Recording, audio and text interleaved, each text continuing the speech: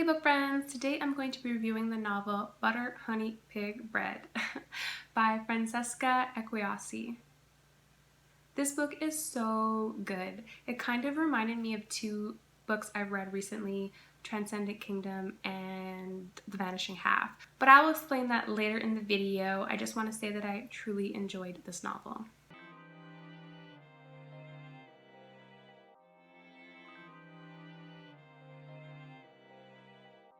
Hey book friends, welcome back to my channel, T Reads. You know I love to review books, I love to get into the nitty-gritty of a novel, love to explore the details of the story and the themes of the story. So if you also love books and you love to discuss books, don't forget to subscribe so you don't miss any of my future videos. I have to admit that it was the title that captured my attention for this book. Butter, Honey, Pig, Bread. I was like, what? I had to read the synopsis, and the synopsis captivated me enough that I was like, yeah, this is gonna be a good book. And it was. So what is this book about? This novel follows three Nigerian women, the mother, Kambirnachi, and her twin daughters, Taye and Kiandi. I'm just gonna say, I'm so sorry if I don't pronounce those names properly. I did listen to an interview by the author to try and see how she pronounces the names, but I still don't think I'm doing it justice. So I apologize. I'm going to be calling the mother Kambirnachi Kambi because that is a shortened version of her name that they used in the novel. So Kambi, the mother, believes she is an Obanje. So in Nigerian culture, an Obanje is a non-human spirit that curses a family with bad luck by being born and then dying in childhood repeatedly to cause that specific family grief. The translation of Obanje to English is, I believe, children who come and go. I urge you to do some more research on that before or after you read the novel, just so that you understand more about an Obanje. It's up to you if you want to go into the novel and learn about that through the character of Kambi, or if you want to learn about it on your own before you go into the novel. I don't really have a preference. I kind of knew briefly what it was before I went into it, and then I read more about it after I finished the novel. So Kambi is born after her mother has multiple miscarriages or loses children in childhood. She finally comes into the world and stays. She is a strange and weird child, and she gets bullied for that and so on. She kind of speaks to herself sometimes. She can tell things that are going to happen in the future sometimes. She sees things that other people can't see, and her life is just not easy because of these things. Basically, her kin, which is what she calls the other non-human spirits that are around her, keep trying to get her to come home. You know, she's not supposed to live past childhood, but she refuses to give up her human form. Eventually, she grows up, she gets married, and she has twin daughters, and something tragic happens that causes a huge rift between her and her daughters. And then something else traumatic happens that causes a huge rift between the twins specifically. The twins eventually end up leaving Nigeria for school, and they both go their separate ways. One goes to Europe, one goes to Canada. They basically spend most of their life separate, living in different parts of the world, exploring different parts of the world. The twins do not speak to each other at all, and they briefly speak to their mother. Like, I believe Taye speaks to her mother here and there, and then I don't think Kayande really speaks to her mother at all until they all reunite in Lagos eventually, which causes them to unearth past trauma. So the reason that this novel reminded me of Transcendent Kingdom by Ekwuyasi is because that novel is about grief and trauma, and it is also a novel that is very much told in the past. It almost felt like a memoir, so the narrator is recollecting a lot about her past. And this novel is similar in that way, in that a lot of this novel is told in the past, and this novel is also about grief and trauma. And so it did remind me of Transcendent Kingdom for that reason. Both fantastic novels. And so I also said this novel reminds me of The Vanishing Half by Britt Bennett, which I think it's obvious why. The Vanishing Half is about twin sisters who lose touch after one abandons the other. And the one who is abandoned spends the rest of her life trying to find her vanished sister. This is also a novel about twins who lose touch and, you know, are separated for most of their life. But what I will say is that this novel gave me the satisfaction that The Vanishing Half did not. And I would love to get into that, but I don't want to give away spoilers, so I'm just going to leave it at that. So this novel is told in sections, the first one being butter, then honey, then pig, then bread. And it also shifts between different POVs, so we are in all three of the women's point of views. Canby's point of view is 97% told in the past, and then the twins' point of view is in the past and the present. In the present, Taye has recently moved back home to Lagos to care for her mother, and eventually she is joined by her twin sister Kayande and her new husband Farouk. And then in the past, we get to know about their lives leading up to this reunion. And although it can get very tiresome being in the past for long periods of time, especially when you are enjoying the present so much, I gotta say I genuinely believed everything about the past. You know what? I genuinely enjoyed being in the past, which usually I'm the type of person who kind of goes like, okay, can we get back to the present? But actually, I just really loved everything that happened in this novel, past, present. It's just fantastic. Did that make sense? I'm sorry. Why being in the past is so important in this novel is because we get to know the twins through their relationships with other people in their past. Taye is a lesbian, and she subconsciously and consciously uses the women in her life as like a band-aid to her wounds. She misses her sister, and so there's definitely a void in her life, and she uses these women as a way to fill it. And it doesn't always work out very well for her. Kayande struggles with her self-esteem throughout the novel. Although they are identical twins, Kayande is curvier than her sister, and she struggles with that, and so she definitely has self-esteem issues in relation to her body. And without giving away any spoilers, there are many different ways that this novel explores her struggle with her relationship with her body, and just many layers of it that I can't get into because I don't want to give away spoilers, but it's just done so well. I just loved how Francesca developed and explored these relationships that the women were having in their lives. There are so many different characters for us to get to know that have a connection to the three main characters, but it never felt overwhelming. You become fully immersed in their lives and in their relationships, and you know, the storytelling is just beautiful and visceral and compelling and captivating and immersive, like I mentioned. I also really enjoyed the exploration of the theme of food. Like I mentioned, each section of the novel is a different food item: butter, honey, pig, bread, and each of those items are explored in different ways throughout the novel. One of the sisters, Taye, is an aspiring chef, and she just loves to cook food, and she's constantly cooking food throughout the novel, and the description of foods are just so impressive.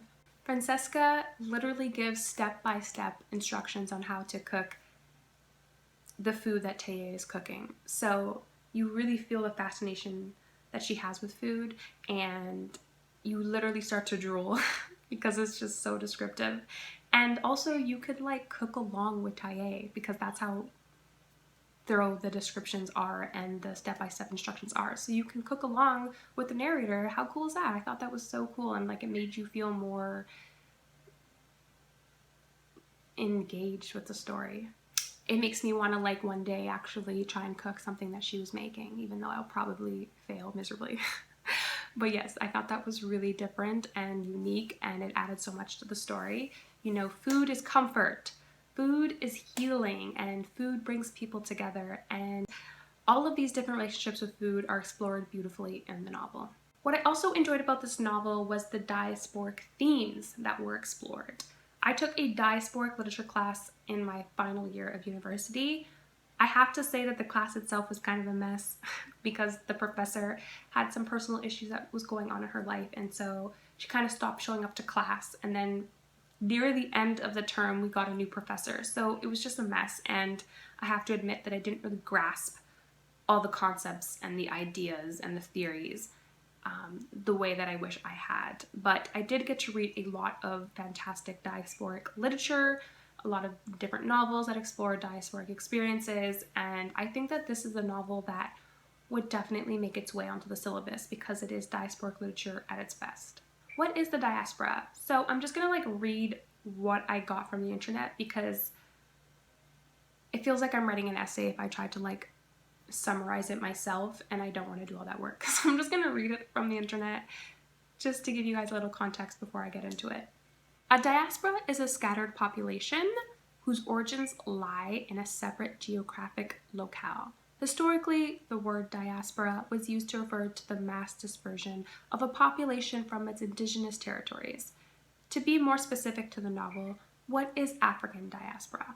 African diaspora is the term commonly used to describe the mass dispersion of peoples from Africa during the transatlantic slave trades from the 1500s to the 1800s. This diaspora took millions of people from Western and Central Africa to different regions throughout the Americas and the Caribbean. So the African diaspora refers to the many communities of people of African descent dispersed throughout the world as a result of historic movements. The dispersal of African descended people never stopped and continues today. For example, after colonialism and after slavery ended, a lot of Caribbean people needed employment and they weren't finding any in their own homeland, so they migrated to different parts of the world to find work.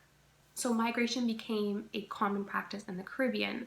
It changed the way Caribbean families existed. For example, a mother might leave the Caribbean to go to Canada to get a job, but she never loses that connection to her family entirely or to her homeland.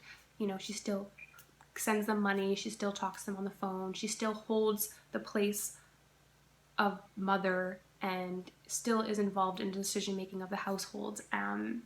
She still writes to them, talks to them, and still has an important role in the family even though she is in a separate part of the world. Diasporic people transcend borders and geography, and they challenge the westernized ideals of home and family. This is just a brief description of the diaspora and those experiences. You should definitely research it yourself because it is fascinating to learn about. So this is a novel that follows sisters who leave Nigeria to travel to different parts of the world, specifically Canada, America, and Europe. But they still remain connected to their homeland in different ways. For example, Taye remains connected to her homeland through her cooking, through her connection to her mother. She still talks to her on the phone, and eventually she ends up returning. Kayende is a little different. She kind of doesn't want to remain connected to her homeland and to her mother and to her sister because it reminds her of her trauma that she experienced, so she tries to completely cut ties, but ultimately she also returns home. Returning home is a complicated theme in the diaspora. Can you ever really return home? What does returning home mean? Will it be the same? Will you be the same? How will it have changed? How will you have changed? Will you still consider it home? So in this novel, you walk in the shoes of two young women who do return home, and you get to see how they both struggle with that return differently. You can even read each character as symbolic to the diasporic experience. But I'm just going to use one character or else we'll be here all day. So some themes that are explored in diasporic literature are rootlessness, alienation, nostalgia, and a search for identity. So I'm going to be using Taye to kind of dig into that. Rootlessness. So Taye leaves home to escape the frayed relationship she has with her sister, and she moves around a lot to different parts of the world, and she's never really rooted in one place. So she goes to Canada, in Europe, and then she eventually returns back home to Nigeria. Alienation is another theme of diasporic literature, and Taye is definitely alienated. She definitely feels alone. She misses her sister terribly, and she tries to fill that void with her relationships with women, which ultimately harm her or the women that she's with because she's not completely healed. Nostalgia is another one. She uses her cooking. I feel like her cooking is a very real interpretation of nostalgia. She uses ingredients from her homeland and she makes food that she learned to cook when she was in Nigeria. And in that way, she learns to bring Nigeria to her. In her search for identity, Taye openly explores her queerness when she leaves Nigeria. And she's also very self-aware of how reckless she is in relationships with other women, but she's also trying to work on herself. So she's constantly, struggling with her identity and who she wants to be. There are a million different ways that this novel explores the diaspora and diasporic experiences. Those were just some brief ones that I wanted to give as an example. I could really go on all day, but I'm not going to do that. I think you get my point. But yes, it is diasporic literature at its best, in my opinion. I also want to mention that this novel explores the history of African Nova Scotians. So for a portion of the novel, Taye lives in Halifax, and she writes about the history of African Nova Scotians in Canada. I have a personal connection to that because my father is Black Nova Scotian, and although I have never been there, hopefully one day, I identify as a Black Nova Scotian just because that is where my Blackness is rooted and has been rooted for centuries and generations and generations. I was just so shocked and happy and surprised to see representation of African Nova Scotians and to have our history explored in a novel because it is so rare. And I hope that it will educate readers who have no idea what an African Nova Scotian is. I think it'll teach people a lot. And so yeah, I'm just really grateful for that. So kudos to Francesca for exploring the history in her book and for giving my peoples some representation. I also Googled and found out that she currently lives in Halifax, the author, so it makes sense that she would put that into her novel. But yes, I was definitely very happy about that. Alright, on to my rating. I know you guys can probably guess what it is. I've been praising this novel the entire time. So yes, my rating is 5 out of 5. I absolutely loved this story from beginning to end. I loved being in each of the characters' shoes. I loved getting to even know the side characters as we explored their relationship to the main characters. It's just so many brilliant characters in this novel, and I just always felt deeply immersed in all of their stories. I loved the exploration and descriptions of the food, drooling while reading this novel. I love the themes of diasporic literature that were explored in the novel, and I absolutely loved the reunion of all three women in the novel. Although it was full of trauma and pain, it was also full of a lot of love and healing and reconnection. I just found this entire novel satisfying. It was like consuming a fulfilling and delicious meal. And I can't wait to read more of Francesca's work. Alright, that's it for today. If you have read this novel, I would love to hear your take on it. Leave a comment below and I'll definitely reply to you. You know I love to discuss books. Let's get into it. Also, if you enjoyed this video, why not like and subscribe? I will definitely appreciate it. Choose happiness. Until next time, bye!